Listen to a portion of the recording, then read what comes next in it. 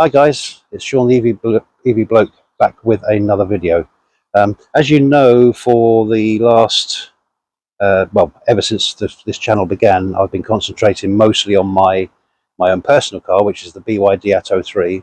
But as the name says in the channel, EV Bloke, so I've always wanted to be branching out and checking out other cars, other electric cars, and so today it starts right here with that. So welcome along to the EV Bloke channel, and welcome along to the EX30. This is the single motor rear wheel drive extended version, and this will probably be the kind of sweet spot for it, because the more powerful version, the Ultra, is probably, you don't really need that kind of power. It's got a lot of power in this vehicle, but let's just go over it and let's have a look at what we can see. So if we come to the front, let's have a look at the front design. So in typical Volvo fashion, you've got the hammer thorn lights, LED lights here, which come through there, and then the same this side. There's no front grille like there is on the XC40. There's just this plain blanked out thing, but it works quite well with this coming through with the Volvo emblem there. Okay, and yeah. I think there's 4 to 5 colours on this car. So there's like an icy kind of blue, there's the white, there's a black, and I think there's like a charred yellow. Right, let's come over to the side view. So when we get to the sides, you've got the choice on this car is 18 or 19-inch wheels, and I think these are 19s. Let's have a look there. These are 19s, so they fill the arch quite well. You probably that would be the sweet spot, I think. The wheels is probably 19s. This is the bit I love. You've got this sculpted bit which comes over the top here. I love this. It comes down into that wheel arch there, and then comes down, and then it kicks back across here with this crease, which goes all the way down and then arches up here. By the way, on the front, the designer said that he wants this. This is supposed to be a picture of the Star Wars film. This is supposed to be one of the stormtroopers, so it's like a mold of the stormtrooper. Don't know. Can't see that myself really, but that's what it is. What they said, the designers of that. So if we head on down, you've got sticky out doors, which you just pull. Basically, there's no automatic release there. There's no soft close either, which you wouldn't expect. We'll go and have a look at the interior in a minute, just to show you the doors there. You've obviously got two-tone, which on the middle and high specs you have the two-tone effect. So you've got the sort of blacked out roofs, so the two colours combined, which is nice. Probably my favourite angle of this car is at the back. So let's have a look at the back here. So with the back of the car, you've got this wonderful drop off here with the brake light just running through there. Rear wiper, and these lovely light signatures that come down to here and then blend into that one there, which is quite nice. If I can get some footage, I'll show some B-roll of those all lit up. The Volvo logo proudly sitting across the back there, and then, as I say, the same down here with this light signature, which I really do like. That's the best angle of the car, I think. It's really nice. But in typical Volvo fashion, clean design, just a nice clean looking car, and it's minimalistic inside as well, so it's real Volvo traits. Volvo, of course, these cars are made out in China by the Geely Group, and the Smart #1 is the platform this is on, which is an extendable platform, and also has the smart car, I think, on it as well as a few other cars. So coming around here, we've got charge flap here. Charging on the 51, there's two battery sizes. There's the 51 kilowatts, and there's also the 69 kilowatt. This is the 69 kilowatt hour battery, and on the 69 you get 150 kilowatts of charging speed, so 10 to 80% in about 26 minutes, which is pretty good going actually. Charging is really good. I don't know quite what it is on the lower spec, but as I say, so that's similar design language down here with that crease along there, this lovely wrapped around effect there. Beautiful. Let's go to the boot then and have a look at the boot space. There's 318 litres of boot space in the boot, and inside in the entertainment system, which we'll look at in a little while, you can actually upload the boot from there. But if not, there's a little button there which you just press, and that will lift it up. And then you're presented with this. So you've got 318 litres. This does drop down. This can actually drop down and go to a lower level. But underneath, as you can see, you've got room and space for your cables and stuff like that. Got a first aid kit there. I think on one of the models I've seen a 12 volt at the back. I think that might be on the... Oh no, there it is. There's the 12 volt. It's got the 12 volt in the corner there. You've got 12 volt. You've got emergency triangle there. And then when this is dropped down, it's 690 litres worth of total space there. So if you needed to drop it down to get something in to take to the dump or whatever, or extra stuff you're going away or anything, that's what you'd be looking at there. Just close that down. And what we'll do now is we'll work our way from the interiorly, we'll work our way from the rear into the front. So if we can get into the rear.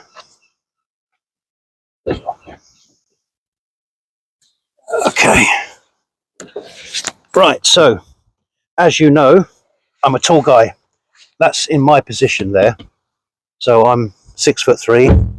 So that would be a hard push for me, of course. But for an average size heighted person, it's more than fine. And as I say, a couple of teenagers in the back here or younger children would be fine. And yeah, I don't see any problem with that.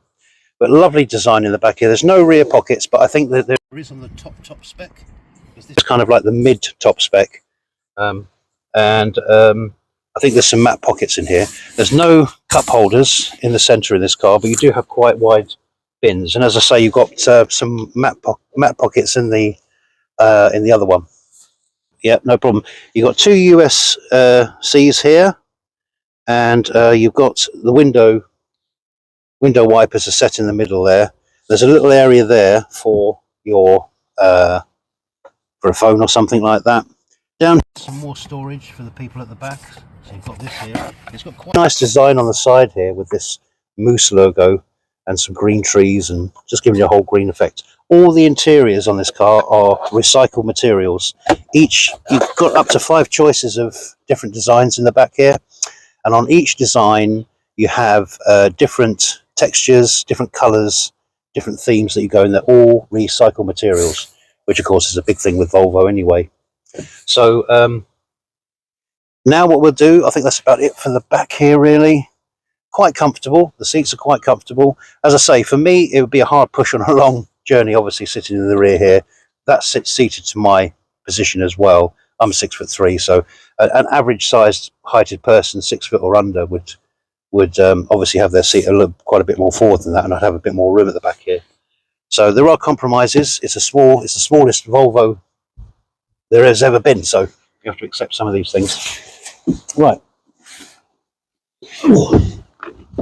Yeah. Scream away out of there.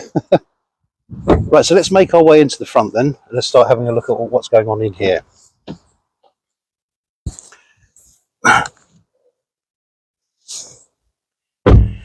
It's really interesting with the combination of which Volvo are going, obviously with their Chinese connection now. So the Geely group build all the powertrains and they do all the entertainment and software, and Volvo concentrate on the materials, and the exterior looks very Volvo-esque, as we know. So yeah, well, let's have a look inside here then, and let's have a little look and see what we can do that way. I think that's the 10.5 inch on this one, but on the top spec, I think it's a 12.3 inch screen, so it'll be slightly bigger than that. This is a Google-based system. When the car first came out, there was lots of issues with the software. Many people felt that it probably came into being a little bit soon. in the fact that they released the car a little bit quick, really, is one of the things that was mentioned. If we look down here, we've got two cup holders in the center here. So there's two cup holders here, or if you don't want the cup holders, you can swish that away and you've got a little bit of extra storage there. This unfortunately doesn't lift up, but it does. No, it doesn't lift up at all.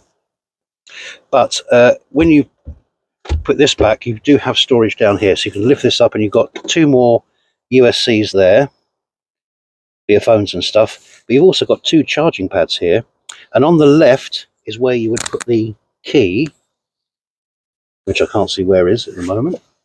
There it is. And so the key can go in there and sit in there, which is quite good, because if it's low on charge or anything, if there's a low battery in the key or anything like that, you can actually put that in there so you can start the car. So if there's any emergency needed or anything like that, and this wasn't working, you could do that. But you need this to start the car, but you don't need it to actually push any buttons or anything. As soon as you get in, place yourself on the seat, you're ready to go, essentially. So that's how that one works. So brilliant stuff. Right, so in terms of the materials here, there's all different types of effects. This is a more synthetic kind of feel with a slightly woolen texture at the back here, and there's a lot of these sort of recycled materials that go into this, plastic bottles and everything else. And these dashboards can come in a variety of different ones. You might have seen the black speckly one that's quite popular, and there's also some actual woolen sort of fabric materials that you can have along here as well. So you can spec this up quite differently to how you would think maybe. But one thing you will notice in here, of course, is the lack of physical buttons. There's not a lot of physical buttons in here, which is one of the things that that is definitely one of the factors of it there. Everything is predominantly done through this screen, and there's good and bad sides to that. I'm going to give my opinion on that right now, and we'll see it when we go out for a little bit of a drive. That actually, I don't know, that could even be a hindrance to the vehicle a little bit to a certain degree, because you have to take your attention off of here and onto here. There's no head-up display in here, even though you have this lovely flat top-edged steering wheel here. We could perfectly have a head-ups display there, but all the information is in that corner there where it says park now. When you put it into drive, it gives you your speedo. And just underneath it is your miles and how much range you've got. So everything of the driving side that you would normally have on the binnacle here, because this is for driver attention, by the way, is not there. So it's all in that little corner there. And then you come down to here and you've got the main sort of screen here where you can go into everything. At the bottom, you've got climate control. You can control the climate from here. You just put your various things on there. So a little bit similar to my car, really, where you've got that bar across the bottom. Lots are going that way. And just above that is the entertainment side of things. You've got YouTube there, your phone, Google Assistant if you want to speak to it, a max power for your demisters over there. And then this one, which I'll show you now, opens the glove box, which is here. There's no glove box on the passenger side, so you've got a glove box in the center, which you can put a few bits and pieces in. That's got the so that's okay. Two charging pads down here, so for your charging, and you've got, as I mentioned before, the two USB-Cs over there. Excellent stuff. So it's a really nice interior. It's fitted with a Carmen Harden sound system, but it's just one bar that goes across the front. A lot of people have said that they would have preferred to have something a bit more in the back. Underneath the storage at the back, there's a bass speaker at the back, so there's kind of some bass at the back, but everything seems to come through this, and it gives a sort of quadraphonic sound, an all-round sound. But Hardem Cardem are very good, so I'm sure it's not that bad as a actual thing in that respect. So there we are, guys. I don't have long with this car, but I hope this just gives you a basic feel, at least, for the Volvo EX30. This car is selling like hotcakes. It's one of the highest selling cars of the year so far in the UK, at least. It's a very, very popular car. And so I'm going to take it out for a drive in a sec. We're going to go out for a drive in it and see just how it handles on the road and that kind of thing. And just give it a general sort of feel for the car and how it sort of performs and everything like that. So when you get into the car, Essentially, it's a keyless entry, so you enter into the car, and when you place yourself in into the driver's seat, it's effectively on. So there's no buttons to push or anything else. We come over here, you've got the driver's control panel, so you've got drive, neutral, and reverse, and you've also got park, which is that button there. So there's the button at the side there, if you can see that there. There's the button there for park. And as I say, the rest of it there is pretty self-explanatory. So you just basically go up for neutral, up for reverse, down for drive, and that's basically how that works. Your indicator stalk is on this side with your wipers, with your wiper, I think for your fluids, either rear or front is there, and it's also indicators as well. So that's how that one works. On here, you've got your adaptive cruise control. I think they come with that as standard, so that's pretty good. And over here, you've obviously got your various functions that you can do through the screen. You can use these for your lefts and rights. The lady at the showroom was telling me how to change these beautiful mirrorless windows. By the way, the side mirrors are mirrorless. Safety specs, I'll see if I can give you I'll probably put a link to the website if you're really looking at an XC30, because it's got so much on it, as you'd expect with a Volvo. It does everything. It's got all the specs you need, all the coverage for blind spot monitoring and all the usual things that you would expect to see on here.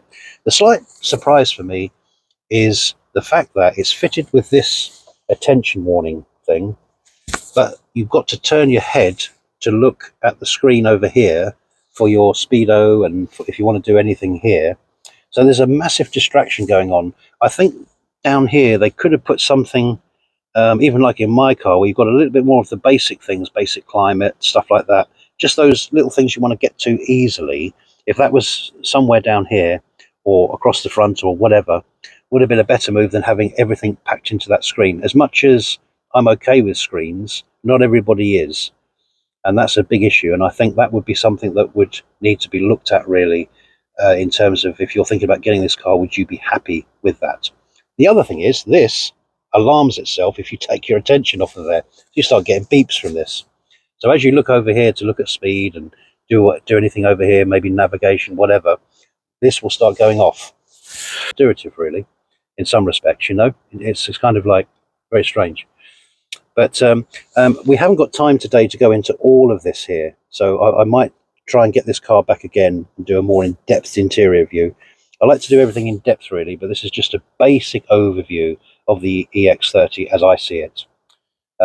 So these lovely handles on here, they look cheap, and when I've seen other videos of this car, I thought, God, they don't look that, but they're actually brilliant. They really, really are.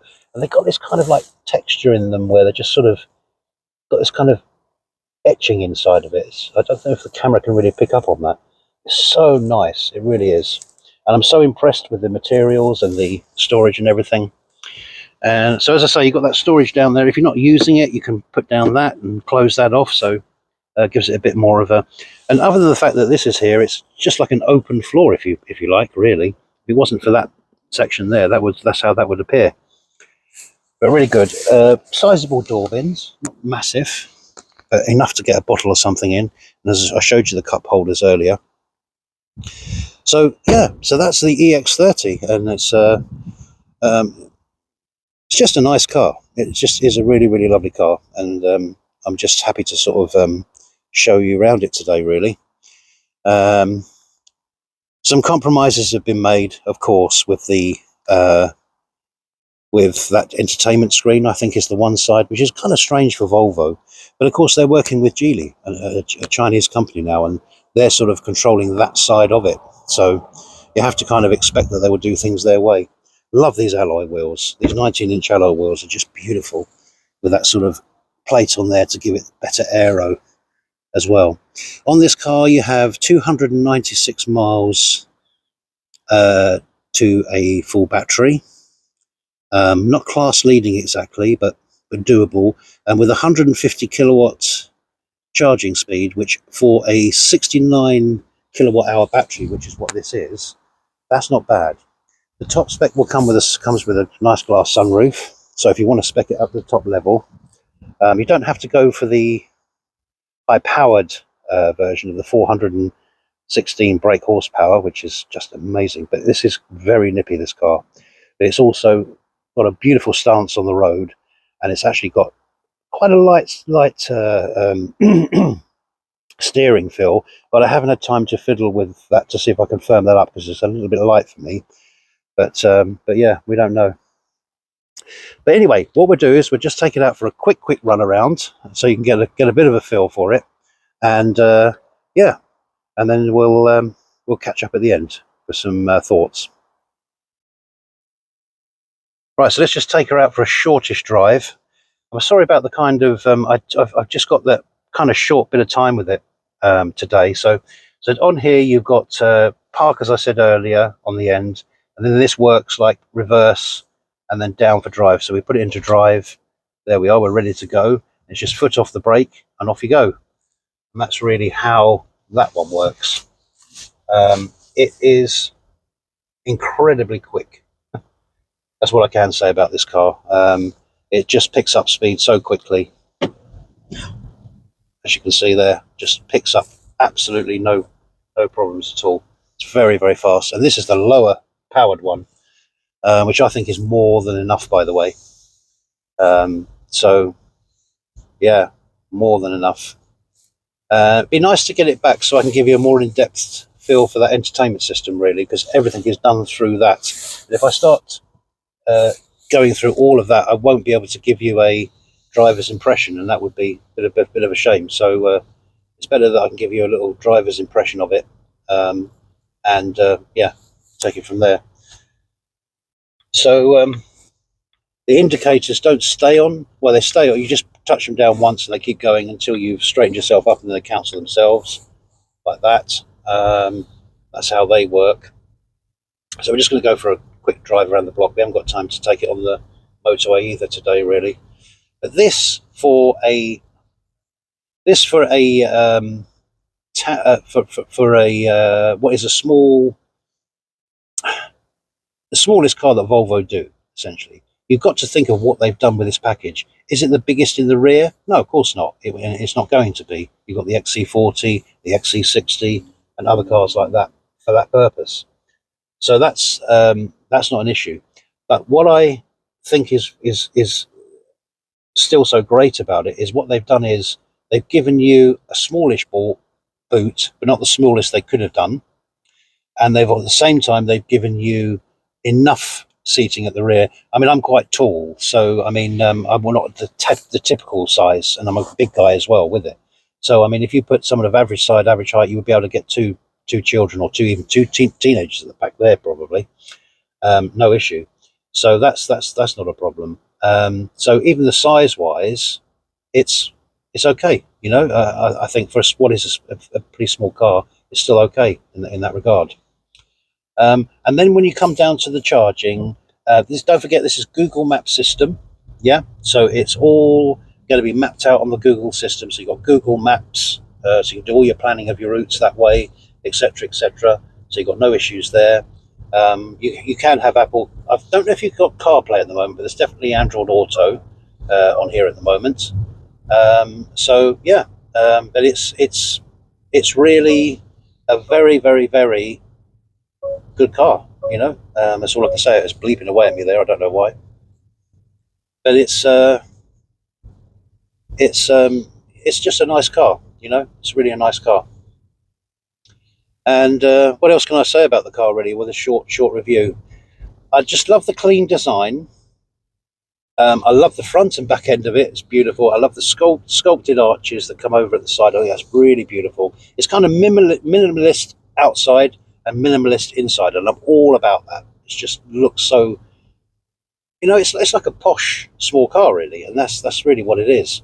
And of course, at cheaper prices. Yes, of course, these are started at about 33, going up to I think it's close to 40 actually on the higher spec. So you wouldn't say that's cheap, but it's a Volvo. You know, Volvos aren't cheap, but this is still cheaper and the cheapest Volvo you can get.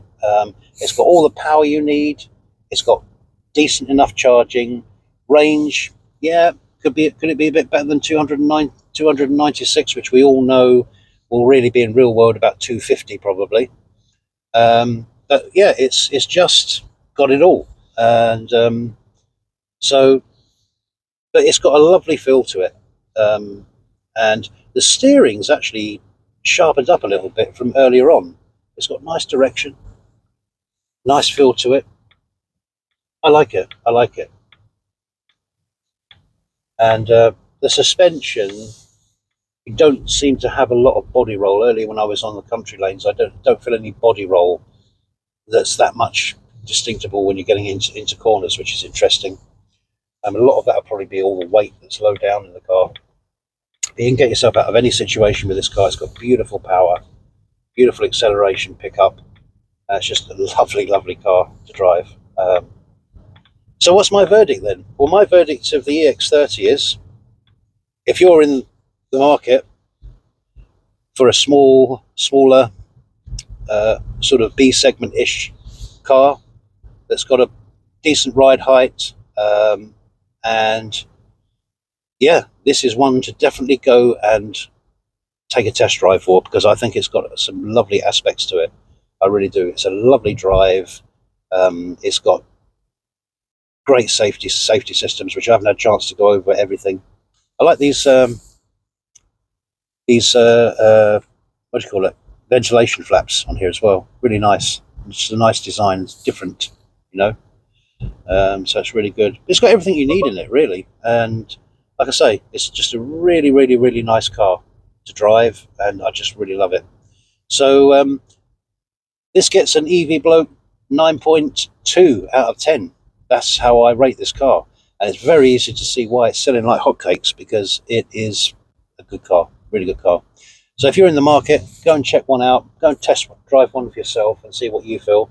And please put in the comments what you feel. If you had an EX30 which had all the software problems, let me know in the comments below. Have you had an EX30 for a while? Well, a while now and enjoying it? Let me know. Have you got an EX30 and you don't like it? Let me know. So yeah, I'd love to hear from you guys and your opinions of this car. But from what I can make out, decent car, and yeah, really, really like it. So I'll catch you on the next one, guys. And yeah, peace out.